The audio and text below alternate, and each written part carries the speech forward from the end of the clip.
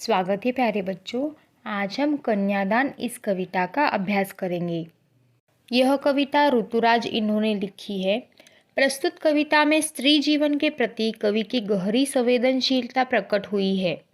कवि ने स्त्री के लिए कोमलता के गौरव में छिपी कमजोरी के उपहास का विरोध किया है।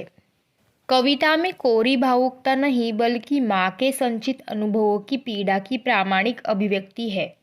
माँ अपनी भोली भाली, निश्चल हृदय और अनुभव शून्य बेटी को स्त्री जीवन में आने वाली कठिन परिस्थितियों के प्रति सचेत करती हुई आदर्शीकरण का प्रतिकार करने की सीख दे रही है।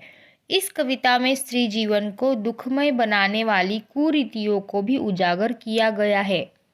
अब बच्चों थोड़ा सा कवि के बारे में जान लेते हैं।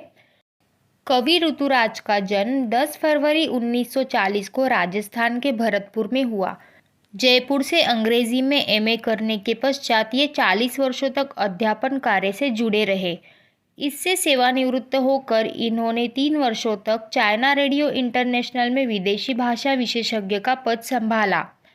इनकी कविताओं में सामाजिक शोषण एवं विडंबनाओं का यथार्थ चित्रण मिलता है।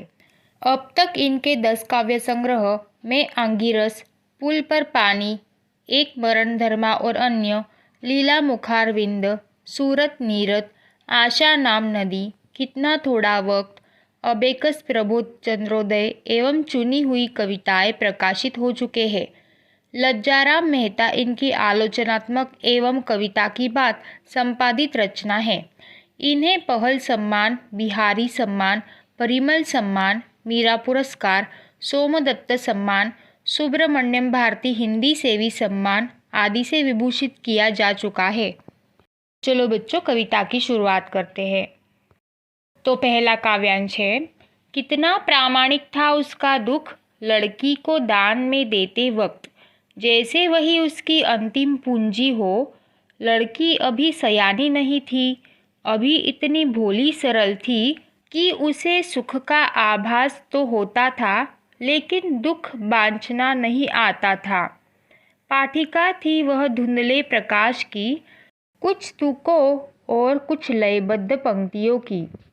प्रस्तुत कविता में कन्यादान के समय माँ अपनी बेटी को स्त्री के परंपरागत आदर्श रूप से हटकर सीख दे रही है।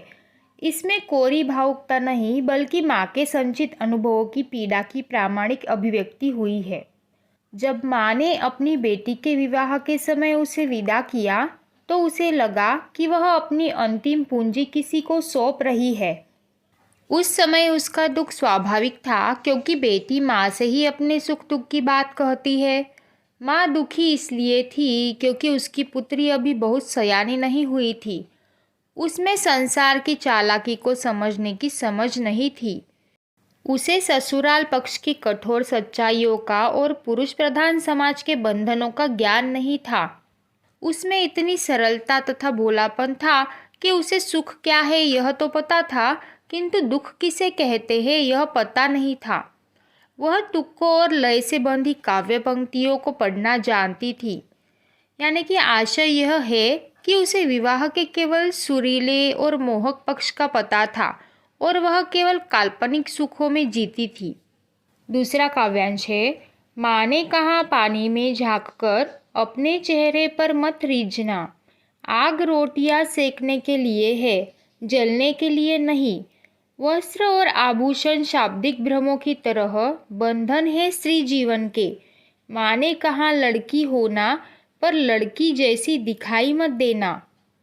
प्रस्तुत कविता में माँ अपनी बेटी को स्त्री के परंपरागत आदर्श रूप से हटकर सीख देते हुए कहती है कि बेटी, जब तुम पानी में देखो तो अपने सौंदर्य पर प्रसन्न मत होने लगना, साथ ही आग से भी सावधान रहना।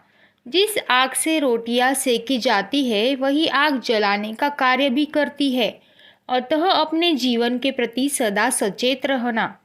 इतना ही नहीं, माँ अपनी बेटी को आभूषणों के प्रति स्त्री मोह की कमजोरी की सच्चाई का ज्ञान कराते हुए यह भी कहती है कि तुम वस्त्रों और आभूषणों के मोह में मत पड़ना। ये तो दूसरों के द्वारा किए गए प्रशंसात्मक शब्दों की तरह है जो स्नेह का आभास दिलाकर तुम्हें बंधन में जकड़ लेंगे। ससुराल में रहकर तुम लड़की की तरह मर्यादा भरा आचरण करना, लेकिन एक सामान्य और कमजोर लड़की की तरह किसी के अत्याचार को सहकर दुर्बल मत बनना। तुम हमेशा अपने प्रति होने वाले अत्याचार एवं शोषण का साहसपूर्वक विरोध करना, ताकि लड़की को कभी कमजोर न समझा जा सके। माँ ने अपनी लड़की को सलाह दी, तुम मन से लड़की की तरह भोली, सरल और निश्चल रहना, परंतु लोक व्यवहार में सावधान रहना। अपनी सरलता प्रकट न होने देना, वरना लोग तुझे मूर्ख बनाकर तेरा शोषण करेंगे। तो बच्चों, इस कविता का भावार्थ यही समाप्त होता है। यह वीडियो देखने के लिए सभी का बहुत बहुत धन्यवाद। अगर यह वीडियो आपको हेल्पफुल लगी तो इस चैनल को ज़रूर सब्सक्राइब करें और नई वीडियोस की नोटिफिकेशन पाने के लिए साथ में जो बेल आइकॉन दिया है उसे प्रेस करना ना भूलें।